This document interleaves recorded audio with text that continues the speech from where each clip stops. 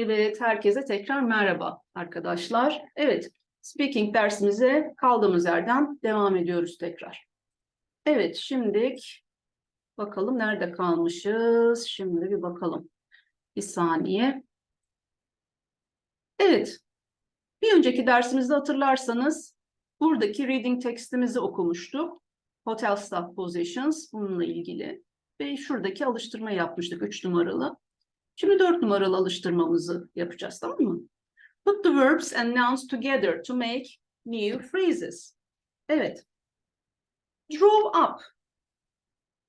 Hangisi olabilir? Neyle eşleşebilir? Drove up. Wrote us. Yes. It is D. Evet. Make. Ne olabilir? Make the beds. Ondan sonra ne var? Manage. Stuff. Run. Errands. Set up. Equipment. And take bookings. Evet. Now we are going to listen to hotel staff, 6 hotel staff, and we are going to decide which position each person holds. We are going to listen the first one, then I will stop the recording and we'll say speaker number 1 is blah, blah, blah. Then we'll continue with the second staff and then I will stop the recording and we'll say speaking number 2 is blah, blah. Bu şekilde devam edeceğiz arkadaşlar, tamam mı? Evet. Haydi bakalım o zaman.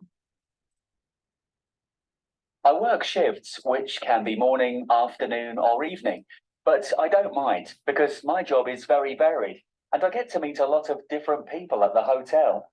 I was born locally, so I know everything there is to know about this area.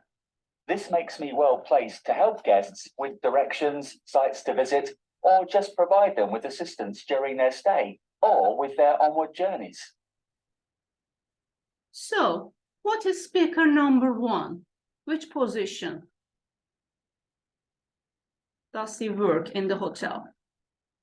Speaker number 1 is concierge. Okay, let's continue. I studied hotel and tourism at college and can speak several different languages, which is useful in the job that I do. I never work at night, but I alternate between morning and afternoon shifts. I spend a lot of the day on the telephone and using the computer to input guest information or to make up bills. But I wouldn't like to work in the back office, as I enjoy interacting with the public. Okay. Speaker number 2 is desk clerk, or in other words, receptionist. Okay, let's see what speaker 3 is. There is a lot of responsibility in my job, as I have to oversee a large team of staff working in many different sectors of the hotel. I can pick and choose the hours I work, and I don't usually have to work at night, which is nice, but I have to be present or on call during the high season. You need to have skills and experience in several different areas to do this job, including marketing, finance, human resources, and problem solving. It's a difficult job, but I love it. Okay, what is speaker number 3? What's his job? What is his position in the hotel? It's a difficult job and contains a lot of things. Speaker number 3 is hotel manager. Okay, let's see what speaker 4 is. People think that my role is all about fetching and carrying and general gopher, but personally, I think there's a lot more to it than that. For instance, when we hold special events or have VIP guests staying at the hotel, I'm the one who makes sure that everything is running smoothly. I check that rooms are set up properly, that our VIPs have everything they need and receive all their messages without being disturbed too much. Oh, I'm always on the move, which is much better than sitting behind a desk all day. Okay. This can be a little tricky, this one. So, who is she? What's his job in the hotel? What's her job? Sorry. Her job is hotel porter. She is a hotel porter, yes. Okay, let's move on to speaker 5. I oversee everything to do with hotel rooms, human resources, financial management, laundry, stock, purchasing, and customer care. It's a lot of responsibility in a hotel which can accommodate up to 200 people at one time. I take pride in every aspect of my job, although I'm really working behind the scenes a bit like a stage director at the theatre. In fact, the best compliment I can have is that there are no complaints made about the rooms. Okay, what's his job? Who is he? Well, speaker number 5 is the housekeeper. Yes, housekeeper. And the final speaker. It's my job to make sure that bedrooms are kept clean and tidy and stocked up with everything guests might need during their stay. It's quite hard work as I start work very early in the morning and I'm constantly on my feet. Fridays and Mondays are particularly busy as we have a lot of guest changeovers. On the whole, I like my job as I am free in the evenings and most of the people I meet are polite and friendly. Okay. Speaker number 6 is the room attendant. Room attendant. Chambermaid, in other words. Okay, let's move on to this exercise. Well, we are going to read 4 job descriptions, 1, 2, 3, and 4, and we are going to write the correct position. We are going to find the correct position. Well, we have 4 positions in this table: hotel maintenance personnel, hotel security officer, room service attendant, and shuttle or courtesy driver. Okay. First, we are going to read the job descriptions, then we are going to find out the correct position in this table, okay? 1. Job purpose: serving food and beverages to guests in their rooms, promptly and professionally. Responsibilities: taking and delivering orders to guests, clearing trays away from rooms and corridors.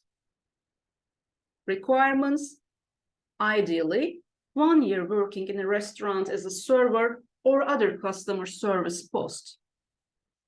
Skills: interpersonal skills, attention to detail, self-sufficiency, stamina, and a good timekeeper. Career outlook: an entry-level post, which is generally paid at the minimum national wage, flexible hours, and career progression to supervisor or food and beverage manager with training. So, what is this job? Which one is it? Which one is it? This job description is for room service attendant. Okay, now we are going to read the second job description. Job purpose is taking guests between the airport and other destinations to or around the hotel. Responsibilities are picking up and dropping off guests, loading and unloading guests' luggage. Requirements: experience of different vehicles, roads, and driving conditions. Skills: clean driving license, good road knowledge, good customer service, and timekeeper. Career outlook: often a sideways move from other sectors. Hours are long but flexible. Pay is supplemented by tips. Well, for which job is this job description? Which one is it? Well, it is obviously for the shuttle or courtesy driver. Okay, let's read the third job description. Well, job purpose: ensuring everything in the hotel is working correctly. Responsibilities: routine and emergency repairs in hotel grounds, public area, and rooms. Requirements: high school diploma, and previous experience in similar technical role. Skills, self-sufficiency, extensive knowledge of electrics, plumbing, carpentry, health and safety. Career outlook, well-paid technical level post, physically strenuous, no direct career progression. Well, for which position is this job description? Well, it is for hotel maintenance personnel. Evet, otel bakım personeli arkadaşlar. Evet. Bu iş tanımı otel bakım personeli için. Şimdi dördüncü ve son tanıma bakacağız. Job purpose, protecting the hotel and its guests against theft, vandalism, and trespassers. Responsibilities, patrolling and monitoring hotel and grounds, reporting problems or suspicious events, liaising with the police. Requirements, training provided, but experience of surveillance or law enforcement preferred. Skills, calm, intense situations, able to take charge in an emergency, self-sufficient and observant. Career outlook, long, unsociable hours, well-paid, a sideways move for ex-police or military. Well, for what job is this job description? For what position? Well, it is obviously for hotel security officer. Yes. Okay, then, let's move on to the next exercise. Okay. We have a job interview here. We are going to complete it. Well, hotel manager says something, but we are going to find the answer of the job candidate from the table above the conversation, okay? Well, hotel manager says, okay, tell me why you want the position of room service attendant. Okay, what can the job candidate say? First, let's have a look at all the answers. Yes, that's not a problem for me. I prefer working at night. That's fine. I want to make a career in hotel business. Thank you very much. It's about being polite and making sure guests have everything they need. I'm organized and efficient, and I work well on my own or as part of a team.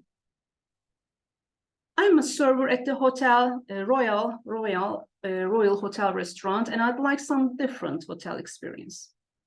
So we are going to place these answers below to the below conversation. Hotel manager says, okay, tell me why you want the position of room service attendant. What can job candidates say? Which of the sentences in the above table suits in this question number 1? Tell me why you want the position of room service attendant. Well, it is I'm a server at the Royal Hotel Restaurant and I'd like some different hotel experience. Hotel manager says, I see. I suppose you realize that the hours are quite long and antisocial. So what answer can the job candidates give? Well, he or she can say, yes, that's not a problem for me. I prefer working at night.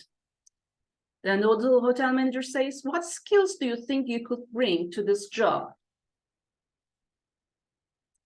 What can she say, he or she say here? He or she can say, I'm organized and efficient, and I work well on my own or as part of a team. Well, the next is, this is an entry-level post, so it offers minimum wage with gradual increases. And the answer can be, what can it be? That's fine. I want to make a career in the hotel business. And hotel manager says, I'll have to check your references, but if they are in order, you have got the job. And the job candidate can reply as, thank you very much. Okay. Let's move on then. Planning and booking a holiday, Unit 6. Planning and booking a holiday. Now, we have a text here about planning and booking a holiday. We are going to read this, and then we are going to answer the questions here. We have a test here in exercise 3. As you can see, we are going to answer these questions together, okay? Okay. So,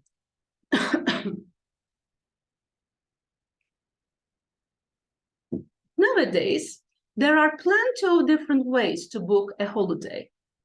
Because of advances in technology, you can now book holidays over the internet by teletext, a system providing news and other information through the TV, over the phone, or by going into a travel agency.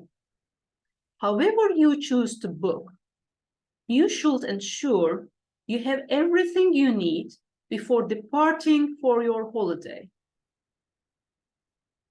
This might include valid travel documents such as passports, identity cards, or visas for entry into specific countries, and maybe your driving license if you intend to drive your own or hire a car, travel tickets for planes, ships, trains, or coaches, and most airlines now expect you to check in online before you fly and bring your printed boarding card with you to the airport. You should also consider purchasing some form of travel insurance to cover your costs in case your plane is delayed, cancelled, you lose any personal items, or there is an emergency whilst you are on holiday. You can buy this independently or directly from your travel agent or travel provider. If you are traveling abroad, some banks like you to inform them. Otherwise, they may block your credit and debit cards when you try to use them overseas. However, it is always wise to take some currency or a prepaid debit card with you in case there are any problems. Travel to certain countries requires immunization against diseases. These varies from country to country, as each has different risks to people health-wise, but you should check with your doctor around 6 weeks before going on your holiday to discuss possible vaccinations you may need for your destination. Okay, let's move on to the questions. All right. 1. Which one of the following are ways of booking a holiday? A, by phone, B, in a travel agency, C, over the internet, D, all of these ways. Well, it is obviously D, all of these ways. Question number 2, which of the following do you only need for entry into specific countries? A, identity card, B, passport, C, visa, D, none of these. Well, it is visa, C. 3. You are expected to check in and print a boarding card before going to A, an airport, B, a bus station, C, a ship's port, or D, a train station. Well, it is A, an airport. 4. You might need travel insurance in case you A, decide not to travel, B, have an emergency on holiday, C, lose something before traveling, or D, miss your plane. It is B, have an emergency on holiday. Question number 5. If you don't tell your bank you are going abroad, What might they do? A, block your cards. B, close your account. C, not give you any currency. Or D, refuse your credit. Well, it is A, they might block your cards. And the final question is 6. Some countries require immunization against diseases. A, when you return from your holiday. B, 6 weeks before travel. C, during the holiday. Or D, before and after the holiday. And it is B, 6 weeks before travel. Evet arkadaşlar, pekala. Şimdi ders saatimiz doldu. Sonraki alıştırmalarımıza bir sonraki ders saatimde devam edeceğim. O zamana kadar, bir sonraki ders saatimizde görüşünceye kadar kendinize çok iyi bakın. Hoşça kalın gençler.